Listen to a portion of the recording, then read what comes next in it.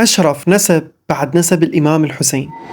من السنن المؤكدة عند المؤمنين هي زيارة سبط النبي الإمام الحسين عليه السلام، وأكد أئمة أهل البيت أهمية زيارته وإحياء ذكرى شهادته. ينقل أن أحد العلماء كان من ينوي زيارة الحسين يقصد بالبداية زيارة أخوه الإمام العباس عليه السلام، فسألوه عن سبب تقديم زيارة العباس، فجاوبهم بأن العباس هو باب الإمام الحسين.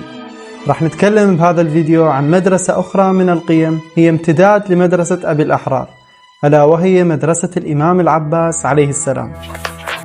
هذا الإمام هو مدرسة كاملة من القيم والأخلاق، هو مدرسة بحد ذاته. العباس عليه السلام هو باب الإمام الحسين، كما أن الإمام علي هو باب النبي الأكرم صلى الله عليه وآله وسلم، كما جاء في حديث النبي: أنا مدينة العلم وعلي بابها.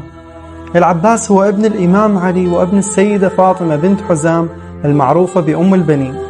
نسب الإمام العباس هو أشرف نسب بعد نسب الحسين، نسب رسول الله، فهو من صميم الأسرة العلوية، وتربى بعز الأسرة النبوية.